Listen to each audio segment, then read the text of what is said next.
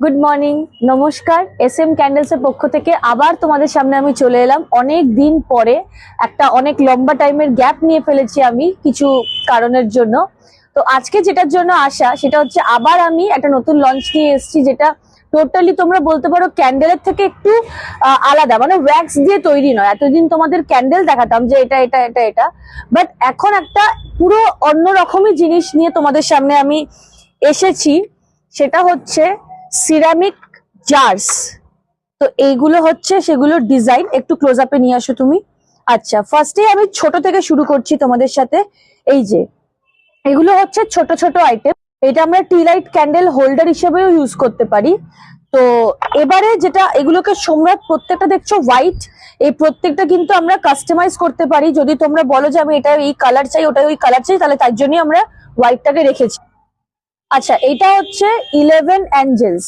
এইটা কিন্তু আমাদের ঘরের বাস্তুর জন্য অনেকটা হেল্প করে। যারা রেকি করে বা যারা হিলিং করে তারা 11 অ্যাঞ্জেলস সম্পর্কে মানে ডিটেলসে জানে।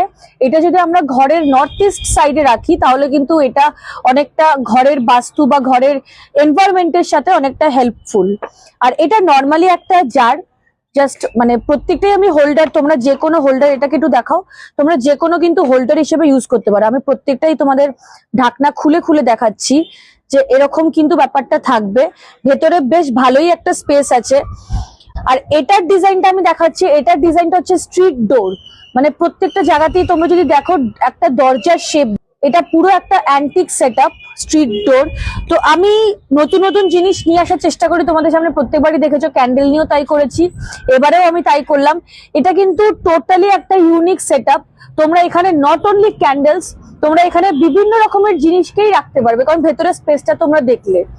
তো এটাই ছিল আজকের আমার নিউ লঞ্চ, যে নতুন পুরো একটা নতুন জিনিস আমি নিয়ে আসলাম ক্যান্ডেল আলাবা। কিন্তু এটা কিন্তু ক্যান্ডেলের সাথে অ্যাকচুয়ালি রিলেটেড নয়। যদি আমরা চাই রিলেট করতে পারি, যদি আমরা না চাই আমরা নাও রিলেট করতে পারি।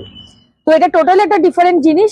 আর আবারও বলে দিচ্ছি, প্রত্যেক কটাকে আমার সাদা রাখার কারণ একটাই, যে যখন তোমরা অর্ডার দেবে তখন তোমাদের কালার মাফিক আমি সেইখানে কালার পুট করে দেবো।